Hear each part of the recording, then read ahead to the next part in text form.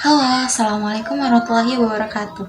Di sini saya kelompok 2 bersama Ganis Ainur Rahman dan juga Muhammad Rizal ingin menjelaskan tentang implementasi proses pembelajaran tahap dan tugas perkembangan manusia.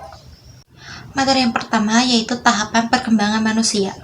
Perkembangan manusia menurut Santrok adalah suatu proses alamiah yang dibuktikan secara ilmiah tentang transformasi atau pola tahapan perkembangan manusia sepanjang kehidupannya. Tahapan perkembangan manusia apabila kondisi fisik, psikis, dan juga kognitifnya baik itu ada beberapa tahapan.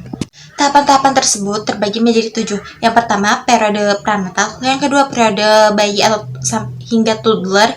Yang ketiga, periode kanak-kanak awal. Yang keempat, periode kanak-kanak akhir. Yang kelima, periode remaja. Yang keenam, periode dewasa. Dan yang terakhir yaitu periode lanjut usia. Materi yang kedua yaitu tugas-tugas perkembangan masa kanak-kanak. Tugas perkembangan kanak-kanak dimulai dari usia 2 tahun hingga 13 tahun. Usia kanak-kanak dibagi menjadi 2 periode atau 2 tahapan. Yang pertama, usia prasekolah dan yang kedua usia sekolah. Usia prasekolah yaitu usia kanak-kanak awal dan usia sekolah yaitu usia kanak-kanak akhir. Usia kanak-kanak awal yaitu usia dari mulai 2 sampai 6 tahun. Kalau usia sekolah yaitu usia dari mulai 6 hingga 13 tahun. Materi selanjutnya itu adalah tugas-tugas perkembangan masa remaja. Masa remaja di sini adalah tahapan dalam kehidupan dan langkah ini merupakan segmen kehidupan yang berperan penting dalam perkembangan individual. William Case sebagaimana dikutip Judith Jajat mengemukakan tugas-tugas perkembangan masa remaja sebagai berikut. Yang pertama, mulai menerima fisiknya sendiri yang begitu beragam dengan kualitas-kualitasnya. Yang kedua, mencapai kemandirian emosional dari orang tua atau figur-figur yang mempunyai otoritas. Yang ketiga, mampu mengembangkan keterampilan komunikasi dengan teman sebaya. Yang keempat, menemukan manusia model atau manusia contoh yang dijadikan identitas dirinya. Yang kelima, mulai menerima dirinya sendiri dan memiliki kepercayaan terhadap kemampuan dirinya.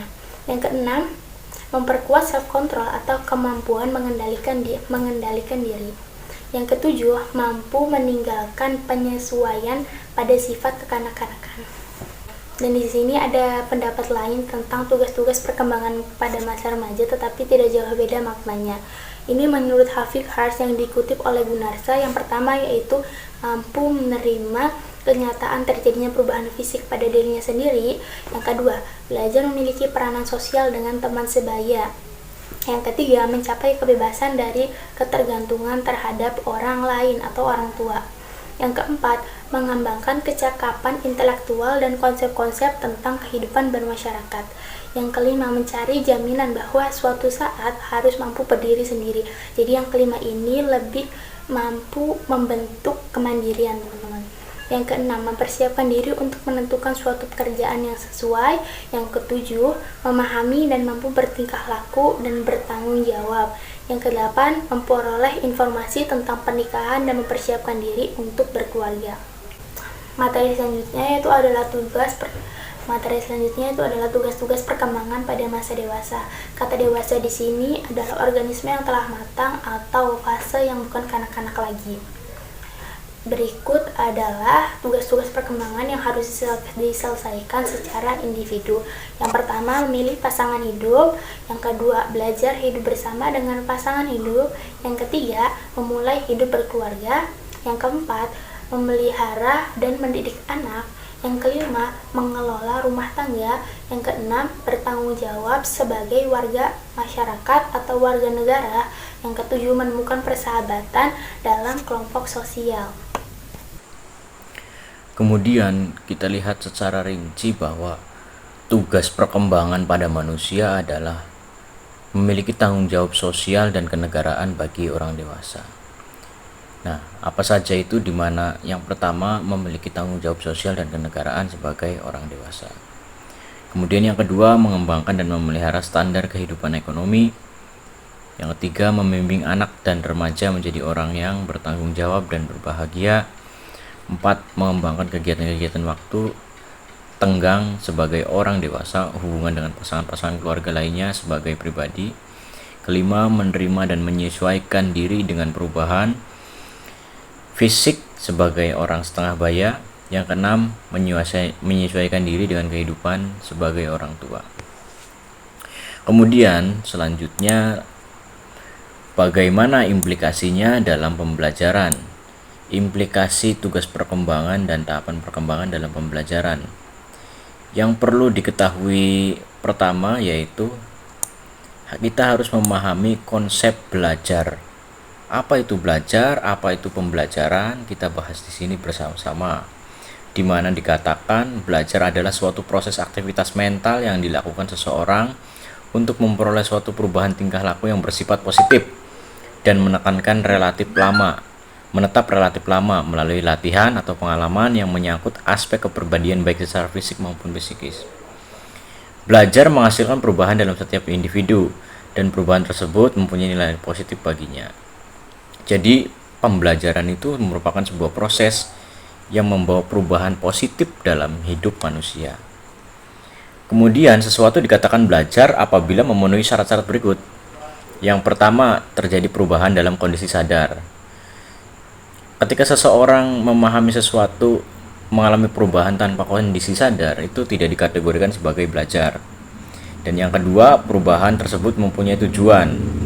Nah, belajar itu mempunyai tujuan sesuatu. Jadi ketika kita melakukan perubahan tapi tidak mempunyai tujuan sesuatu, itu menurut teori ini tidak dikatakan sebagai sebuah pembelajaran.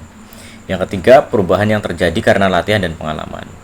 Nah, di sini perlu diketahui bahwa belajar itu adalah merupakan sebuah proses ya. Jadi ketika sesuatu itu berubah, ada perubahan dari negatif ke positif, ada sesuatu hal yang berubah tetapi tidak ada latihan dan pengalaman, itu tidak dikategorikan juga sebagai suatu pembelajaran atau belajar.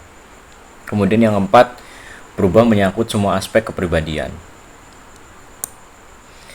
Nah, lalu implikasi tugas perkembangan dalam pembelajaran itu bagaimana? Kita arahkan pengertian secara yang lebih spesifik, di mana pembelajaran merupakan proses untuk menuju individu yang lebih baik. Untuk memahami jelasnya, kita merangkum beberapa poin terkait implikasi tugas perkembangan dan pembelajaran. Sebagai seorang yang akan terjun dalam dunia pendidikan, urgensinya sangat besar memahami tugas perkembangan, di mana kita mengetahui apa saja yang harus kita lakukan, pembelajaran apa dan bagaimana yang pas untuk seseorang dengan tugas perkembangannya. Semisal contoh tugas perkembangan anak usia 2-6 tahun yang kita kenal sebagai masa prasekolah, usia prasekolah. Kita harus memahami pembelajaran apa yang perlu kita berikan untuk menunjang terselesaikannya tugas-tugas perkembangan. Jadi tugas perkembangan itu ditunjang oleh pembelajaran. Begitupun pembelajaran, kita harus melihat juga bagaimana tugas perkembangannya, di mana fasenya berada, seperti itu. Selanjutnya, mungkin yang bisa disimpulkan bahwa tugas perkembangan merupakan tugas yang harus diselesaikan setiap individu di setiap fasenya, yang tujuannya individu menuju hidup yang lebih sempurna dan lebih baik. Konsep ini sejalan dengan tujuan pembelajaran, di mana erat kaitannya akan kondisi lebih baik setiap individu di setiap fase hidupnya. Penting kiranya kita memahami tugas perkembangan dalam penerapan dalam pembelajaran. Jangan sampai kita memberikan pembelajaran yang salah, strategi akibat dari kegagalan kita memahami tugas perkembangan setiap individu. Mungkin itu yang bisa kelompok kami sampaikan, kurang lebihnya mohon maaf. Wassalamualaikum warahmatullahi wabarakatuh.